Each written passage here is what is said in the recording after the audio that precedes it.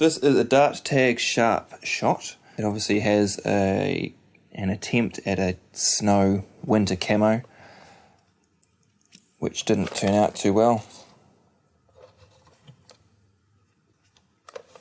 It still looks pretty wicked.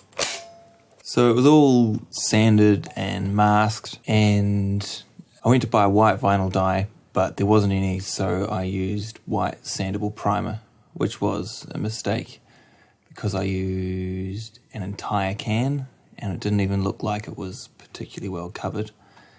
So over that I used a French vanilla, which is an off-white. And I thought I was getting away with it because it looked like it was still white, but the end result was actually that it just turned out looking dirty. Then I made some cardboard stencils with some ragged sort of patterns. I think that's a lot better than using leaves, in my opinion. Gets much more defined shape. Anyway, so I used this stone spray, which actually has kind of lumpy bits in it, grey and white, and so that put down some nice texture, which was really cool. And there was some brown, some olive, some grey, and that's when I realised that it was getting too dark, so I put some white over that, like the last dregs of white primer, and then just topped it off with a bit of black.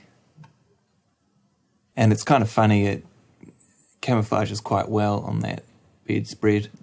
At night it's easy to miss it, blends right in there. Obviously I left off the moving parts so paint wouldn't rub off, so no paint on the trigger or under the priming slide. And topped it off with a tactical lanyard because why not?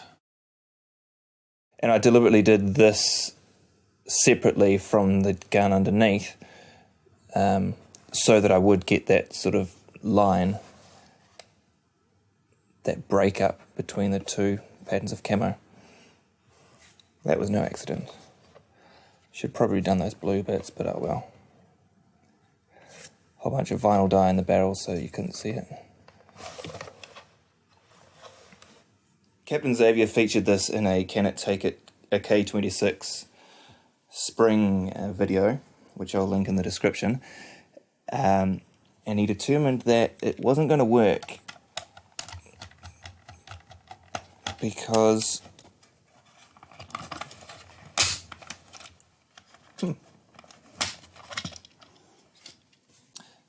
this here was going to break, which is fair enough. I put this strong arm spring in. It's a 7 kg from Orange Mod Works. Fits perfectly, by the way. And after a few days, that bit of plastic just there that holds the catch, and that bent that way. So what I did is this is before his video, reinforced that. That is a wedge of Perspex acrylic sheet. It's been solvent welded in there and then just reinforced with epoxy putty.